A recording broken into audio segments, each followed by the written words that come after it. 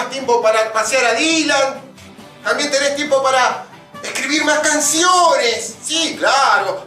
Y podés hacer pan de masa madre. Masa. ¿Qué haces?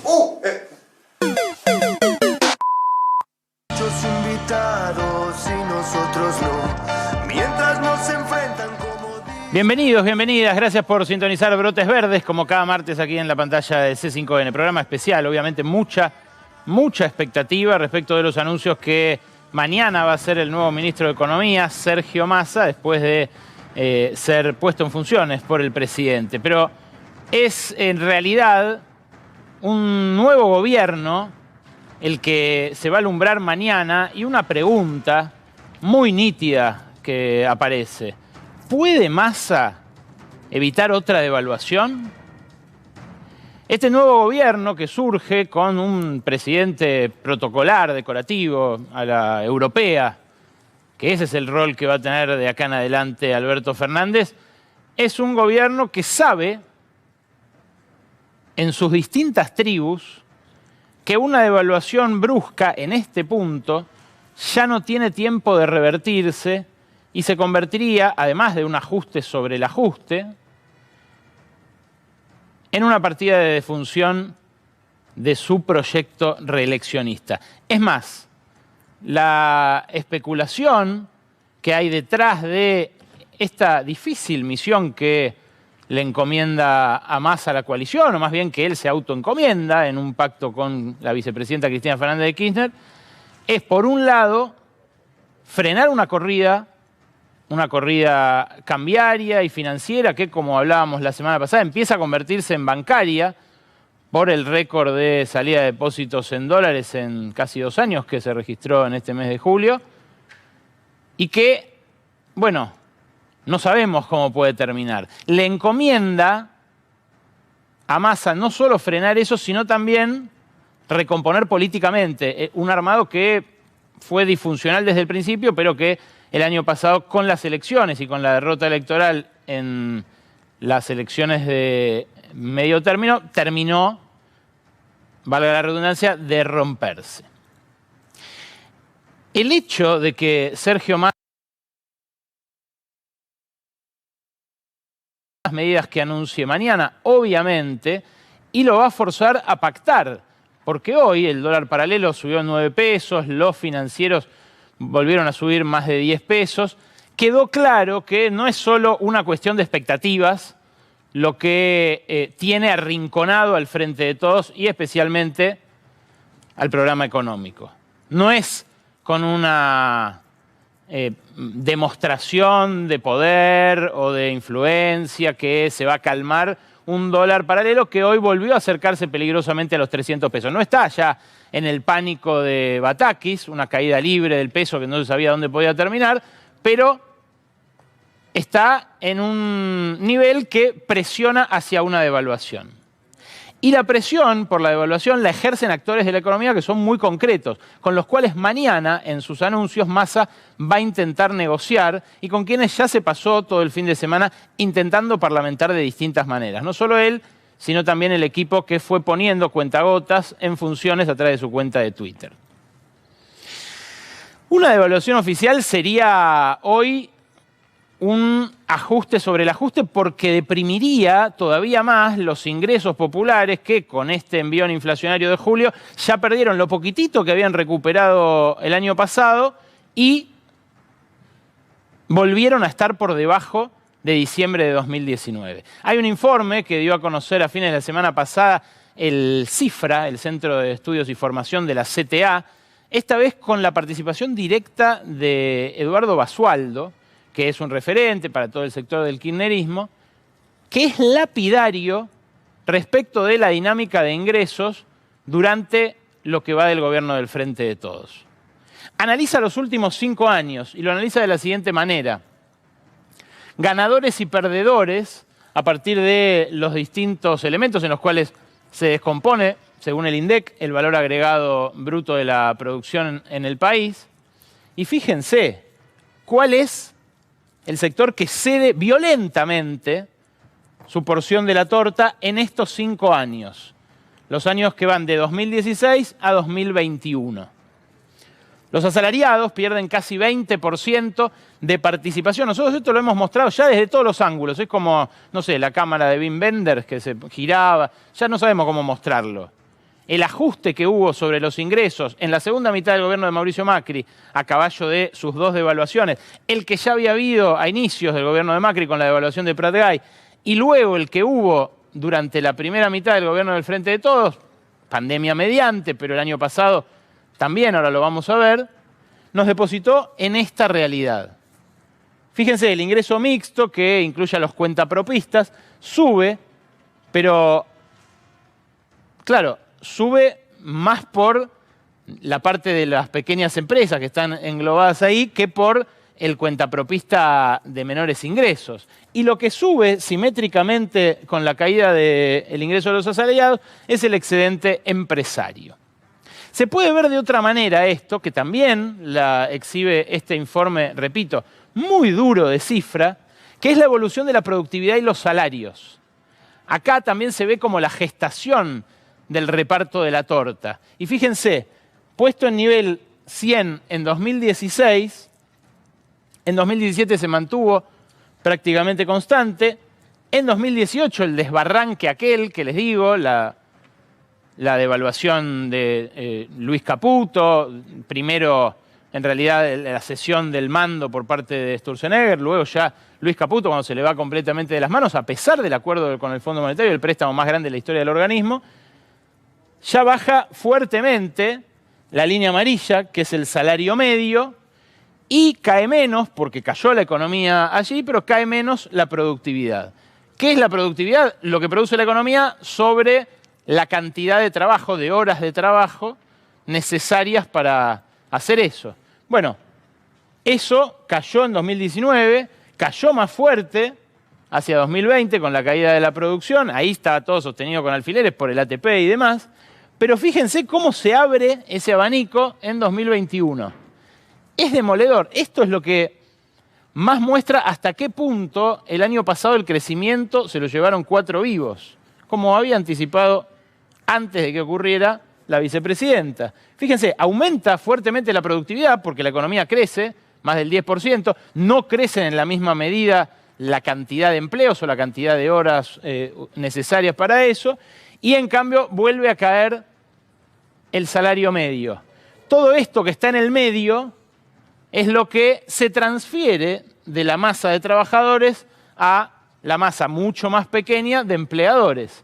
Y dice el informe de Cifra, que por eso digo que es durísimo, que fue más cuantiosa la transferencia durante la parte de este periodo que le corresponde al gobierno de Alberto Fernández que durante la parte que le corresponde a Macri. Eso es durísimo, es durísimo.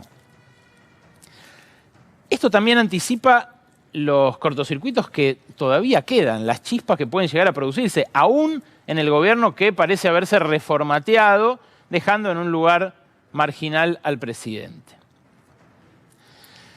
Claro, los que empujan una devaluación que comprima todavía más los ingresos populares son los que en este momento tienen la sartén por el mango. Ahora vamos a ver por qué.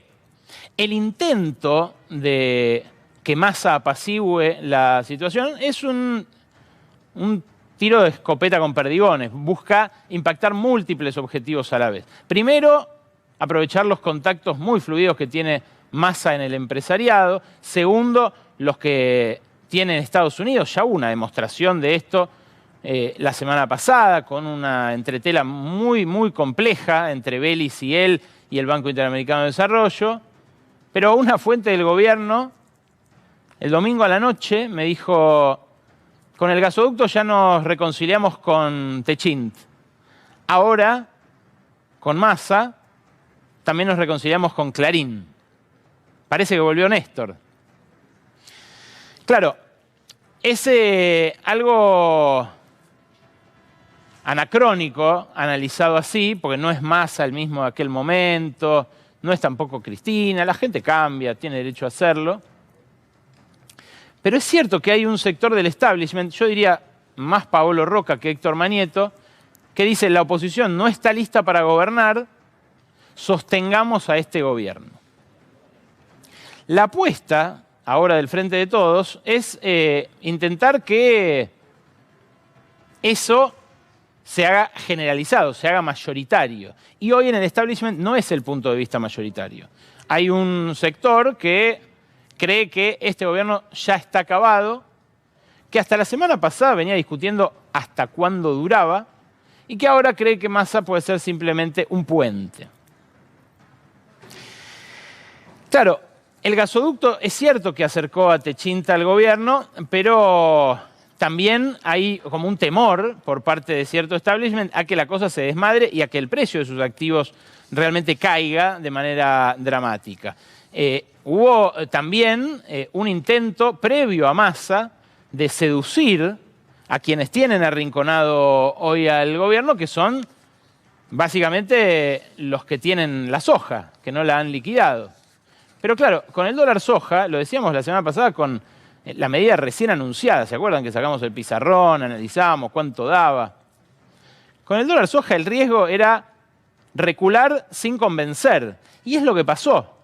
El gobierno reculó, ofreció algo a quienes lo están presionando, empujando, y no convenció. Hoy, con el repunte de los dólares paralelos, esta oferta de la semana pasada ya pasó al olvido. Y es más, mañana se va a anunciar otra zanahoria un poco más tentadora para intentar que quienes hasta ahora no liquidaron, liquiden. Hay que ver cómo va a funcionar, ¿eh? Hay que ver cómo va a funcionar. Pasemos a las medidas. Las medidas forman un plan que fue orquestado desde el viernes hasta hoy. Fue tan de apuro todo que los dos economistas de más referencia que tiene Massa, que son Miguel Peirano y Martín Redrado, se mantuvieron al margen, estaban en el exterior, dijeron acá nos quedamos, pero a José de Mendiguren, por ejemplo, lo tuvieron que ir a buscar con un avión privado al campo donde se había decidido tomar la semana pasada como descanso, porque era vacaciones de invierno. Mandaron una avioneta que aterrizó en Darregueira, un lugar cerca de Puan, donde tiene campo de Mendiguren, y lo trajeron para que esté a la mañana del viernes acá reunido con Sergio Massa. Massa llegó tarde, tenía un montón de reuniones ese día, pero el sábado, el domingo, el lunes estuvieron tratando de coordinar medidas. El lugar de pivot lo ocuparon Lisandro Clery y Guillermo Mitchell, que son los dos economistas en este momento más activos del equipo de Massa. Uno va a ser vicepresidente del Banco Central, el otro se va a quedar en la aduana, debajo de Carlos Castañeto, a quien intentó primerear en el desplazamiento de Mercedes Marco del Pont, pero a quien finalmente deberá secundar.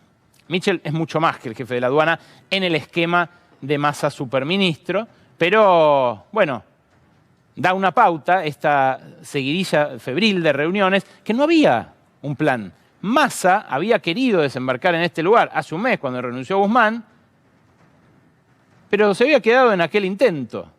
También es demasiado poder para alguien que no tiene ese caudal de poder en votos.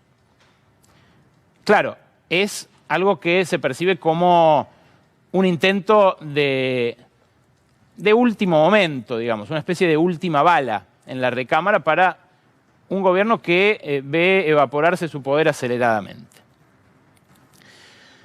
Hay algo que mañana tiene previsto anunciar Massa que le va a traer dinero al fisco. Un anticipo de ganancias para las empresas que más facturaron y que más tienen que liquidar ganancias en marzo del año que viene, cuando se suele hacer esa liquidación. Son unas 2.000 empresas, bancos, petroleras, mineras, empresas de consumo masivo, que van a tener que pagar ahora lo que deberían pagar el año que viene como anticipo. Está disputada la paternidad de esta medida porque Marco del Pont dice que ya la tenía lista, es algo que surge de la ley de procedimiento tributario, no tiene que pasar por el Congreso porque no es un aumento de impuestos, pero también desde el masismo dicen lo podría haber hecho antes ella, podría haber apurado el cobro financieramente con una inflación de más del 60%, cambia cobrar hoy o cobrar en marzo lo que resulta de ganancias pasadas. Como sea, esto puede representar, escuchá, 200.000 millones de pesos. 2/3 de lo que fue en su momento en pesos el aporte de las grandes fortunas. Es cierto que esos pesos se devaluaron mucho en el medio. Pongamos un poquito menos que la mitad del aporte de las grandes fortunas. Con eso, planea atemperar Massa el ajuste del gasto que va a hacer. A mí me dijeron con bisturí, no con motosierra. Por eso la vuelta de Raúl Rigo, que había sido desplazado con la renuncia de Martín Guzmán, iba a estar en la Secretaría de Hacienda, un tipo con mucha trayectoria, muy respetado, ha ocupado ese lugar en muchos distintos momentos de gobiernos peronistas. Pero bisturí, el bisturí corta igual, no es la motosierra, pero corta igual. Y ahí lo que tiene planeado el gobierno es, por un lado, hacer una segmentación de tarifas más fuerte que lo que quería hacer Guzmán, o sea, dejar afuera de los subsidios a más gente de la que estaba previsto que se quedara. Eso implicará un aumento de tarifas, obviamente una reducción de subsidios que va a permitir cumplir con el acuerdo con el Fondo Monetario. Massa llega convencido de que hay que cumplir sí o sí con el acuerdo con el Fondo Monetario.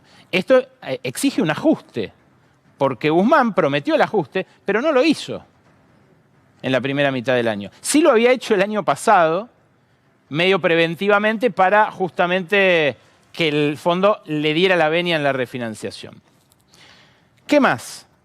Este bisturí va a estar atemperado, insisto, no solo va a estar en la segmentación de tarifas, también le va a tocar parte del bisturí a las provincias. Muchos de los que desde aquel putsch de gobernadores en el CFI le dijeron al presidente que haga algo, bueno, quizás no les guste tanto lo que vayan a ver si implica restricción a las transferencias de provincias, pero va a haber una reformulación de los programas sociales también, y ojo a esto, porque esto toca un nervio muy sensible de la movilización callejera de las últimas semanas, donde lo que van a procurar es que se blinde a los sectores más postergados de los aumentos de precios, sobre todo de los alimentos, de este último mes y medio. Ya hay algo anunciado, que quedó en la nebulosa la semana pasada, que es un bono para los beneficiarios del potencial trabajo, 11.000 pesos, la mitad de lo que cobran mensualmente. Bueno, algo más de esto mañana también puede haber como compensación del ajuste que vaya a anunciarse en términos fiscales. Dólar. Atención a esto. El dólar. ¿Qué me dijeron desde este equipo que preparó las medidas esta tarde? El dólar ahorro es un lujo que no sé si nos podemos seguir dando. El dólar turista también. Ojo, porque esto puede ser percibido como una especie de desdoblamiento informal. Niega el Banco Central que vaya a haber un desdoblamiento cambiario formal. Pero si de repente dicen no vendemos más dólar ahorro, no vendemos más los 200 dólares ahorro, textualmente lo que me dijeron es un subsidio a la clase media que hace puré. Recibe los 200 dólares al precio oficial, más el 30%, más el 35% de ganancia, y lo vende al blue. Claro, hay un problema si lo restringen. El blue va a tener menos oferta. Ahí aparece el dólar turista.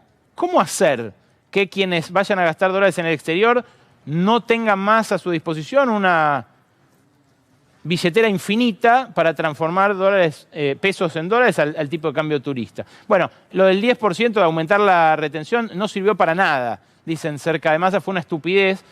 Lo dicen de Batakis, que bueno, va a formar parte del mismo equipo económico, aunque del Banco Nación. Quizás haya que tener dólares en la cuenta para gastarlos en el exterior de acá en más, pero eso también va a tener impacto sobre la cotización de los dólares paralelos si alguien los tiene que comprar. Después hay medidas financieras y monetarias. Van a subir mucho la tasa de interés. Ya la subieron la semana pasada, la van a subir más todavía. Olvídense de las cuotas para comprar cosas. Lo que dicen es, igual la economía frena por falta de dólares. Nosotros vamos a meter el freno de mano, pero si no, chocamos y el freno se va a producir igual. Dicen también que hay muchas provincias y muchos organismos, empresas estatales que tienen muchos pesos.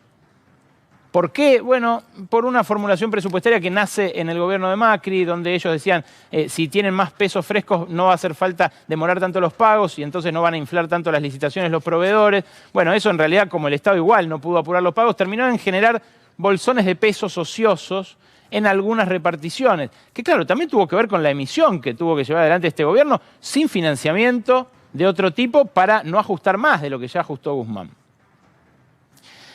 En términos financieros, se habla, y esto no lo refrendé en el equipo de Massa, porque en esto están cerrados totalmente, de un repo, o sea, un préstamo de dólares de los bancos a corto plazo. También se habla de la posibilidad de nuevos swaps de monedas, canjes, que puede conseguir Massa en la gira que prevé encabezar, apenas haga estos primeros anuncios. Todo eso habrá que verlo. Todo esto tiene efectos recesivos. Subir la tasa de interés tiene efectos recesivos. Muy claramente va a haber menos laburo, menos plata en la calle. Pero no tan inflacionarios. La alternativa, que es la devaluación, lo que impulsa Toto Caputo, por ejemplo, el que era ministro de Finanzas, presidente del Banco Central, y que hoy es muy cercano a Horacio Rodríguez Larreta, también para desmitificar esta idea de los halcones y las palomas. Lo que dice Toto Caputo es hay que dejar subir el dólar 30%, eso haría que haya por lo menos 2 o 3 meses de inflación del 12-15% mensual, y dice, en ese lapso juntás reservas y con eso defendés una cotización de después de la devaluación. Subís fuertemente la tasa de interés, haces un torniquete monetario a la Sandleris y listo, se acabó la corrida. Claro, 10% de la población pasa a ser pobre, pero se acabó la corrida.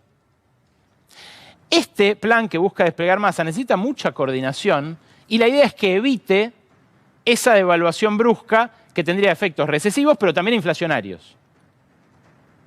Y hay una peor alternativa, la tercera, que es la devaluación descontrolada, que tendría efectos ya que podrían ser incluso hiperinflacionarios.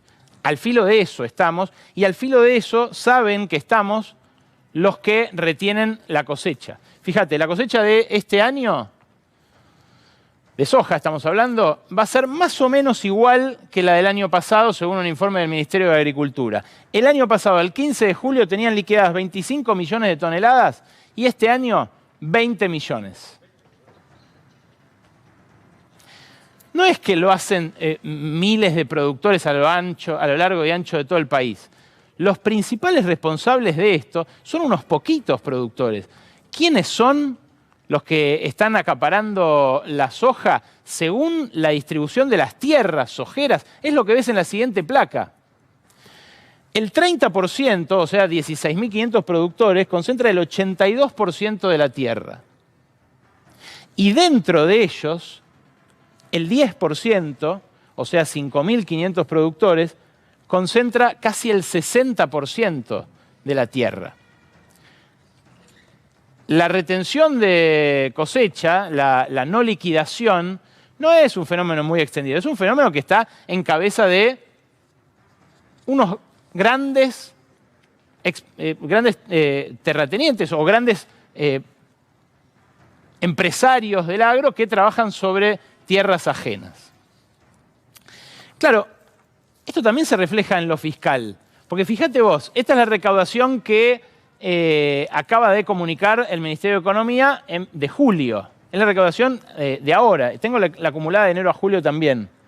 Fíjate, el IVA, acércate, Manchi, el IVA crece julio a julio 82%, o sea, muy por encima de la inflación.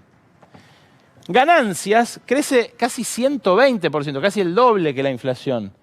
Pero las retenciones, que es lo que está ahí abajo, los derechos de exportación, crecen 44,2%, muy por debajo. Y la recaudación total está volando, está creciendo al 87, casi 20 puntos por arriba de la inflación de junio. Hay que ver cuánto por de la de julio. Fíjate en el acumulado del año. En el acumulado del año, IVA creció casi 70, ganancias casi 90 y las retenciones 36%. Bueno, ahí tenés como el boicot de un sector, el sector más productivo de la Argentina, lleva a una crisis de balanza de pagos, pero también a una crisis fiscal. Esto es algo que a la Argentina le pega en parte por cómo es su estructura tributaria.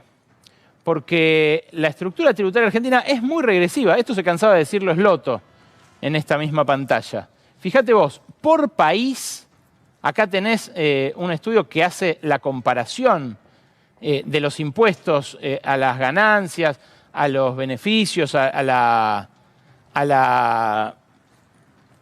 ganancia tanto empresaria como individual.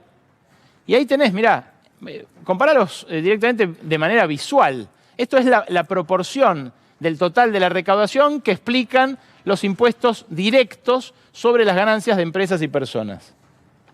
Ahí tenés Argentina, que tiene a las empresas grabadas con un 9,6% de su recaudación y a los individuos con el 7,1%.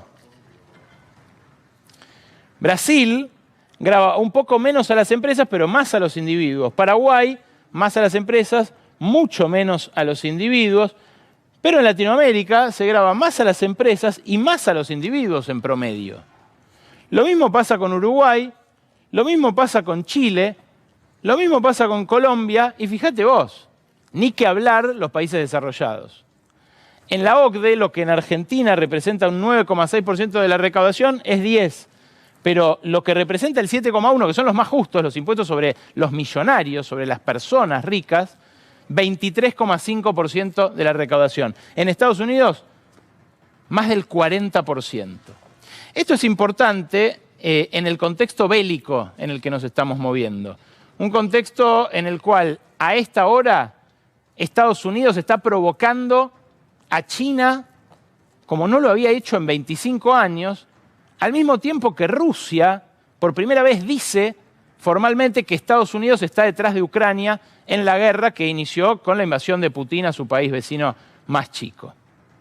La guerra está por todas partes. Anoche hubo un comunicado de la OTAN diciendo que Serbia estaba a punto de atacar Kosovo. Rusia, a su vez, advirtió que Kosovo estaba por atacar Serbia. En ese mundo nos movemos. Y en ese mundo, lo voy a poner de vuelta porque ya lo compartimos este tape, pero en ese mundo, hace un mes y pico, la generala que dirige el Comando Sur estadounidense, Laura Richardson, que se reunió con Cristina Kirchner cuando vino acá a la Argentina a principios de este año, dijo esto. Escuchá. This region is so rich in resources, rare earth minerals, lithium, the lithium triangle is in this region. There are a lot of things that this region has to offer. The Belt and Road Initiative, 21 of the 31 countries are signatories. Over the last 5 years, 2017 to 2021, investment over 50 billion. I think it might be even closer to 100 billion of Chinese investment in this region. I think they're playing chess. Russia is also prevalent in this region, and I think they're playing checkers. I think they're there to undermine the United States. They're there to undermine democracies, and they all mean business. Whether they're playing chess or checkers, they're there to undermine democracy. Bueno, ¿qué es la democracia para Estados Unidos? Es algo muy difuso, pero ¿qué recursos tiene Latinoamérica? Es algo que tiene muy presente la generala a cargo del Comando Sur. Es algo que también tienen muy en claro algunos funcionarios del gobierno argentino porque han sido portaestandartes de intereses norteamericanos en asuntos muy, muy estratégicos, muy íntimos de un país como Argentina, que fue de los primeros que desarrolló energía nuclear con fines pacíficos en el planeta. Fue eyectado Vélez por no haber colaborado con el financiamiento chino de distintas iniciativas de infraestructura y energéticas, pero hubo un momento en abril en el cual otra mujer, encargada en este caso de la cuestión nuclear en Estados Unidos, Ann Ganser, visitó la Argentina. Acá está con el embajador Mark Stanley y con Gustavo Vélez en el Salón Blanco de la Casa Rosada. Y después de esta visita se armó un gran escándalo porque desde NASA y desde la CENEA, o sea, desde la empresa estatal que maneja las centrales atómicas y desde la Comisión Nacional de Energía Atómica, lo acusaron a Vélez de haber frenado a Tucha 3 porque tenía financiamiento chino a pedido de esta mujer. Estados Unidos dice, no, los reactores chinos son peligrosos, no tienen la misma tecnología que tenemos nosotros los animamos a ustedes a que desarrollen el suyo. Pero China había ofrecido financiamiento, no solo para esto, también había ofrecido financiamiento para la central hidroeléctrica Néstor Kirchner-Jorge Zepernik. También había ofrecido financiamiento para otras iniciativas energéticas. Y el año pasado, medio inadvertidamente, lo publicó Econojournal en su momento, también Vélez fue señalado como el hombre que había frenado esos créditos y que por eso se frenaron las obras de las represas en Santa Cruz. Esto, repito, es algo que, bueno, hace a los intereses más estratégicos. Acá estuvo con Mansur también, con el jefe de gabinete, la misma funcionaria que vino en abril acá y que, como digo, generó toda una discusión. Mark Stanley sigue muy activo, Después de la visita hace un mes de Alberto Fernández a Los Ángeles, estaba muy enojado porque consideró que se había malogrado por las alusiones a Nicaragua, a Venezuela y demás. Se lo vio en el Jockey Club de San Isidro, animando a empresarios a que le pidan, que le exijan al gobierno argentino que aproveche la reunión con Biden, que finalmente no fue porque Biden tuvo COVID, para que Argentina firme un acuerdo de asociación estratégica con Estados Unidos. Yo les puedo financiar un montón de cosas, les decía Stanley a estos empresarios. No es gratis, ¿no? Porque claro, detrás está esto, detrás está el litio, detrás están los alimentos, están los minerales raros, todo eso de lo que habló Laura Richardson. Y lo que está en juego es exactamente eso. No es solamente la elección del año que viene, no es solamente el futuro del peronismo, del cual vamos a hablar ahora con Diego Genú, el biógrafo no autorizado de Sergio Massa, de lo cual vamos a hablar también con Gabriela Vulcano, nuestra columnista política, que estuvo siguiendo los últimos pasos de Massa en el Congreso, hasta su renuncia hoy. De lo que se trata no es solamente de política doméstica. Están muy entrelazadas, sobre todo vía el Fondo Monetario, las cuestiones domésticas con las cuestiones estratégicas e internacionales en este momento. Y claro, un colapso desordenado, una devaluación descontrolada, pondrían al país en una situación mucho más delicada y casi de rodillas frente a una potencia hegemónica como Estados Unidos que controla, sin lugar a dudas, el Fondo Monetario. Es cierto que hay una experiencia acumulada. Mauricio Macri no pudo tener una vocación más entreguista. Acuérdense de Querido Rey, nuestros patriotas habrán sentido miedo. Acuérdense del acuerdo que nunca fue con la Unión Europea y el Mercosur, que se puso a llorar Jorge Forí. Acuérdense de lo de volver al mundo. Pero este gobierno tampoco se puede jactar de un antiimperialismo muy profundo porque lo tuvo a Vélez hasta la semana pasada.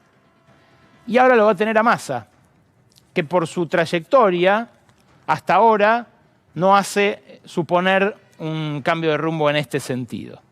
Vamos a ver, porque el camino, como ministro de Economía, lo inicia mañana. Hay que ver cuán largo es en función de las primeras cosas que anuncia. Así arrancamos.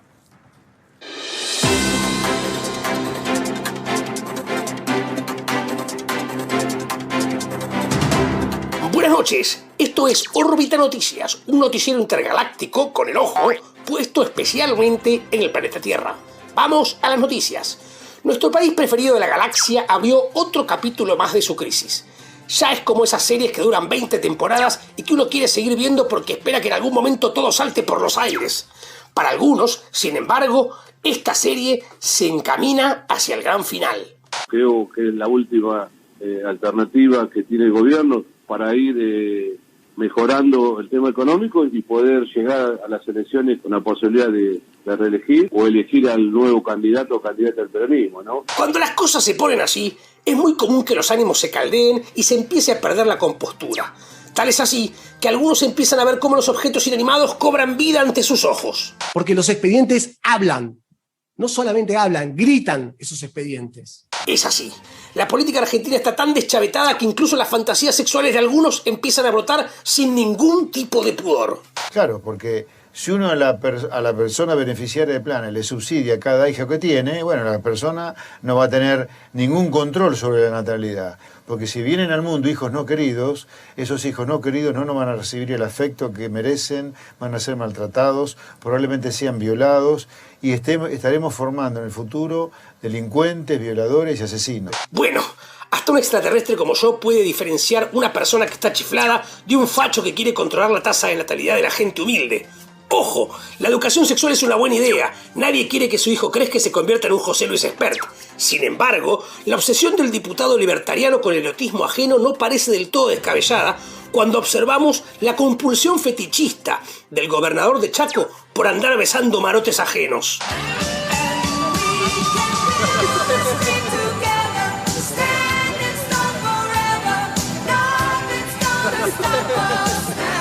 Así las cosas, la crisis argentina tiene a todo el arco político exhibiendo sintomatologías bizarras. Algunos hasta comenzaron a hablar en lenguas desconocidas. ¿Vos viste lo del dólar soja, esto que se ofreció? Vos lo entendés, es un intríngulis chinguli esta es. Es un intríngulis chinguli esta es. Trínguli chinguli esta es. ¡Pacleto! ¿Con esa boquita decís no positivo? Claro, en la Tierra no quiere decir nada, pero anda a decirle intríngulis chingulis a un venusino que ande medio cruzado. El conflicto entre China y Estados Unidos es un poroto al lado de lo que se puede desencadenar. Los despedimos con el pronóstico para la semana que viene. Si van a viajar a la Tierra, tómenselo con calma, porque si pierden la cabeza, el Coqui Capitanich no puede resistirse a besuquearla. Soy Hugo Neptuno y esto fue Órbita Noticias.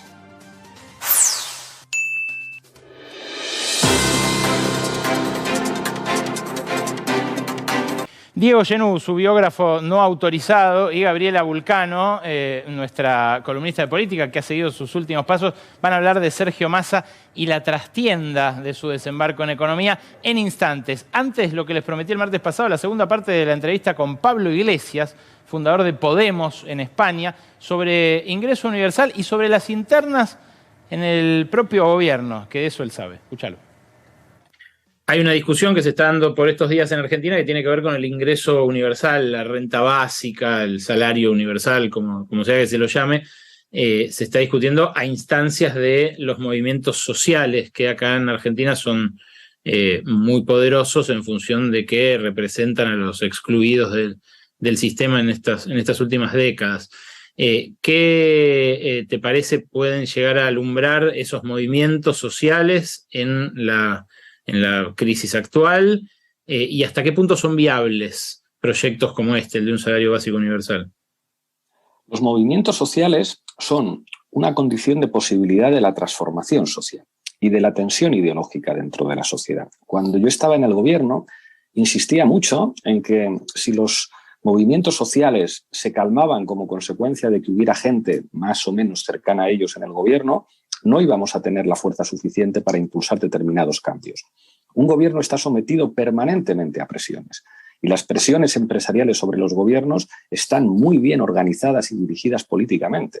Las grandes empresas tienen incluso profesionales pagados que se dedican a la tarea de lobista y a la tarea de presión por tierra, mar y aire con respecto a los agentes administrativos que regulan y que tienen una serie de competencias determinantes para esos sectores. Los movimientos sociales tienen que presionar también. Y tienen que presionar movilizándose, haciendo el trabajo ideológico a nivel social y entendiendo que su rol es diferente al rol de gobierno. Yo creo en la autonomía de los movimientos sociales, en la autonomía a la hora de plantear que su rol de trabajo en la sociedad no es un espejo de lo que puedan hacer los representantes políticos que más les puedan gustar o que más les puedan convencer en un gobierno. Igual que el trabajo que hacemos los que ahora estamos en el ámbito mediático no es el equivalente al que hacen los portavoces de una formación política. Sin movilización social, una sociedad se puede ver en manos de los sectores más conservadores que además también se movilizan y también tienen sectores sociales que se organizan en la movilización. Respecto a la primera cuestión que planteabas, la cuestión de las rentas básicas, de los ingresos mínimos que tienen diferentes formulaciones y diferentes filosofías, yo creo que eso es un avance de clase muy importante, que se pueda asegurar que todas las personas que viven en un país, por el hecho de ser personas, tienen garantizados unos mínimos que le permitan vivir en condiciones de mínima dignidad. Yo creo que eso es un avance más que notable. Habitaste vos, Pablo, una coalición entre dos partidos que habían tenido antes una discusión, una historia de disputa muy fuerte. Así que quiero preguntarte cómo ves la convivencia dentro del esquema del Frente de Todos, del esquema oficial argentino, y dado que también conoces a los personajes, conoces a Cristina, conoces a Alberto, si tenés algún consejo para mejorar esa convivencia que, bueno, a partir de sus diferencias, tiene paralizado al gobierno en una situación muy angustiante. Es fácil ver estas cosas desde fuera y es fácil recetar desde fuera, bueno, pues entiéndanse, cuando lleguen los malos no van a distinguir a la hora de poner en el pelotón de fusilamiento a unos y a otros, pero digamos que estas apelaciones que pueden sonar muy sensatas normalmente ignoran la complejidad y la dificultad de los procesos. A mí me faltan muchos elementos de análisis para entender las contradicciones que se pueden dar en un movimiento y creo que tengo la experiencia suficiente como para saber que esas contradicciones siempre se van a dar y que la clave es saber gestionarlas de la manera más sensata posible y que rara vez un actor externo puede dar un consejo que sirva para algo. Yo creo que los dirigentes políticos argentinos son perfectamente conscientes de la situación en la que están y que es una situación difícil y ojalá sean capaces de vehicular esas contradicciones internas de la manera más sensata posible, pensando en los intereses generales del país. Pero no soy yo quien para dar lecciones ni consejos. Te hablaba de la parálisis que generó esto, porque, bueno, es una situación difícil la que atraviesa el gobierno actual. Hay una corrida cambiaria, una corrida financiera en curso, el riesgo de que eso se convierta también en una corrida bancaria, y en general una situación económica muy tensa en todos los mercados, ya teñidos obviamente porque no se sabe cuánto vale el dólar. ¿Se puede remontar esto en un contexto como el actual de guerra y de brote inflacionario en todo el planeta? O sea, probablemente uno de los países en el que mejor conocen la inflación del mundo es en Argentina. Y no sé si tendría mucho sentido que un español reflexionara sobre lo que implica afrontar la inflación en una economía. Pero hay una regla básica que cualquier economista entiende, y es que en la medida en que la inflación no depende solamente de las políticas que lleve a cabo el gobierno concreto de ese país, muchas veces la clave es dirigirla hacia un lugar o a otro. Es decir, si los que tienen que asumir buena parte del coste de la inflación son los sectores populares o si por el contrario son los sectores privilegiados los que por la vía fiscal y por la vía de los límites a los dividendos son los que tienen, digamos, que contener, que a mi juicio es lo razonable en la medida en que tienen un colchón mucho más amplio. Digamos, ¿qué chaleco antibalas tienen los trabajadores argentinos para resistir la inflación? Pues enormemente delgado. Sin embargo, las grandes fortunas, aquellos que viven de las rentas del capital, los que disfrutan de dividendos, los que tienen una serie de propiedades, tienen un chaleco antibalas mucho más ancho y yo creo que por lo tanto cabe pedirles un esfuerzo patriótico mayor. O sea, el patriotismo se mide en el compromiso fiscal, no en quién lleva la bandera más grande. Pablo, muchísimas gracias, loco. Fue un placer y espero que se repita acá en Buenos Aires cuando te vengas de visita. Pues me encantará y ojalá nos podamos ver pronto. Un abrazo fuerte, amigo. Gracias. Chao. Este libro que tengo en mis manos, La biografía no autorizada de Massa, es uno de los mejores libros de política que he leído desde 2015, pero no saben lo bien que viene ahora para entender al nuevo superministro. Diego, gracias por venir. Buenas noches. Gracias, Berco, por la invitación. ¿Qué esperar de los anuncios de mañana? Bueno, algún tipo de solución para salir de la emergencia, ¿no? Vimos un buen recibimiento, podemos decir, un veredicto favorable de los mercados a Massa los primeros días. Hoy se terminó. Hoy vimos ya algún tipo de alerta, ¿no? Habrá que ver cuál es el anuncio. vos lo decías en el editorial, es un sendero muy angosto, se espera la devaluación, se espera el ajuste. ¿Cómo evitar esas recetas en este contexto? Bueno, será tarea de Massa, el arte de magia de Massa se va a poner a prueba mañana y es difícil, ¿no? Porque arranca con el apoyo, yo digo, del Senado y de los mercados o del poder económico y hay que ver si se puede mantener a partir de mañana ese apoyo de dos sectores históricamente en tensión, ¿no? Lo difícil, Gaby, es hablarle a la vez a los mercados y a la calle, ¿no? Sí, y ahí hay algo que esa dualidad que vos hoy mencionabas, decías, es con la que llegó hasta acá Alberto Fernández. No le fue muy bien con esa idea de quererle hablar a distintos sectores, hablarle a la calle, hablarle al campo, hablarle a los mercados. Bueno, claramente Sergio Massa no puede hacer ese recorrido. Y además, porque con la llegada de Massa al Ministerio de Economía, llega también Cristina Kirchner. Massa no va a poder tomar ninguna medida económica sin la venia de la vicepresidenta, porque sabe que llegó al lugar que llegó con el apoyo de ella, y te diría que construyeron juntos ese camino para que terminara Massa al frente del Ministerio de Economía. ¿Eso quiere decir que van a seguir las internas?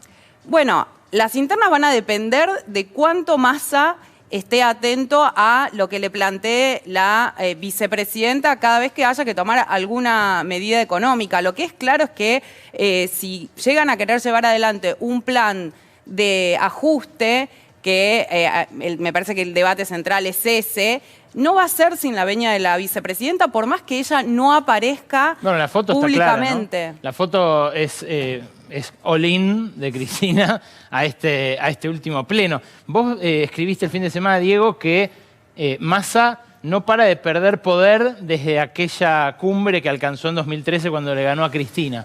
Sí, bueno, lo que lo hizo grande a Massa, lo hizo temible, podemos decir, o lo que le generó el enojo, el rencor de gran parte de lo que fue el Frente para la Victoria, el kirchnerismo, fue que fue el primero que pudo ganarle a Cristina en la provincia de Buenos Aires cuando hace muchísimo tiempo sacó el 44% de los votos en el 2013. Desde ahí se fue licuando su poder, su caudal electoral. Si no aceptaba este puesto, ¿podía ser candidato o socio en la forma con Cristina, por ejemplo? Yo creo que podía competir, iba a haber en esa hipotética paso de la que ya se hablaba, de la cual el presidente en su momento, quería participar. En noviembre de 2017 dijo ante la plaza, bueno, que compitan todos, desde el primero hasta el último cargo.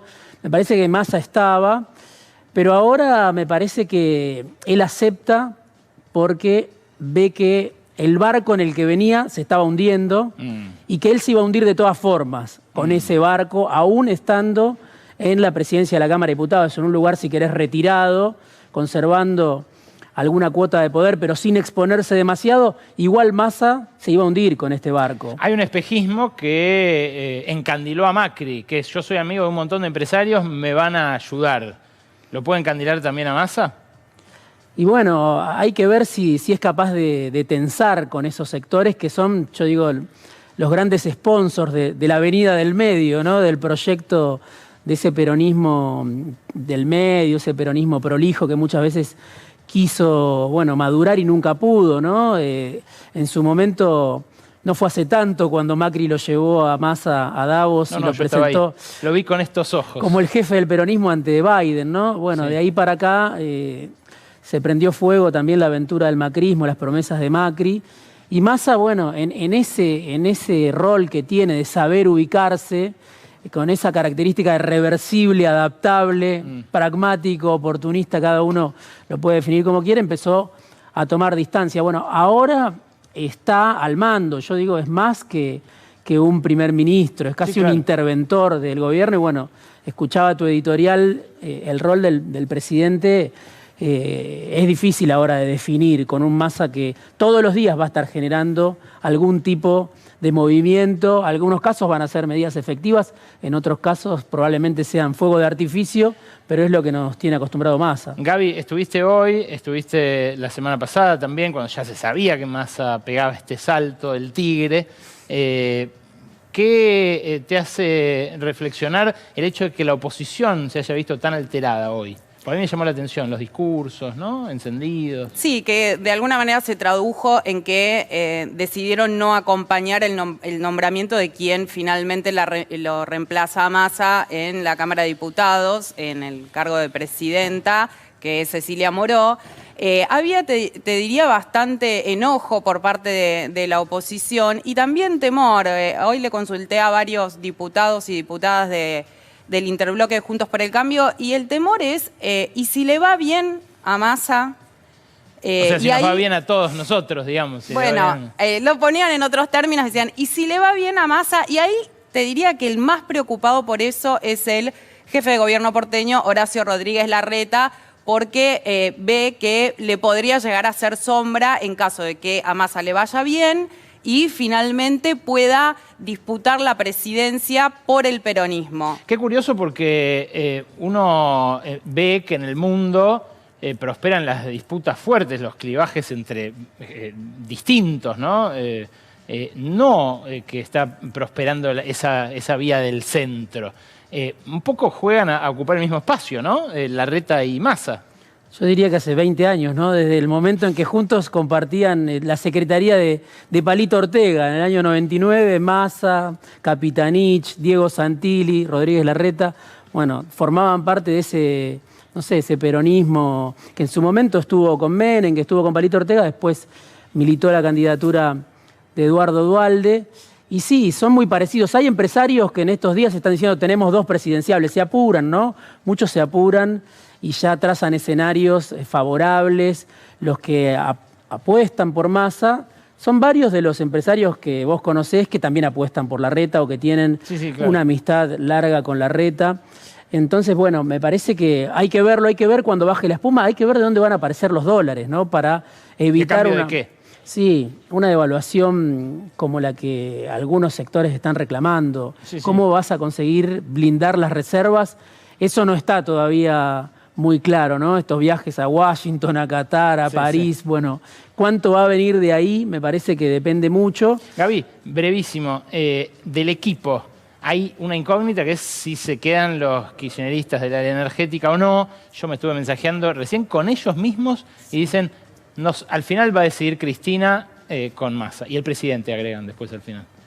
Sí, bueno, Massa se encargó de dejar muy claro su buen vínculo con el kirchnerismo, con Cristina Kirchner, con Máximo Kirchner, y por lo tanto eso se traduce en que lo que plantea es, yo estoy de acuerdo con que se queden por lo menos los funcionarios kirchneristas en la Secretaría de Energía. Otra cosa es Darío Martínez. En el caso de Federico Basualdo está recontra asegurado ese lugar, excepto que por alguna razón Cristina Kirchner decida lo contrario. Y te digo algo más, hoy en la sesión se encargó también Massa y el kirchnerismo de que quede claro en una puesta en escena del vínculo de Massa y del apoyo que tiene el kirchnerismo.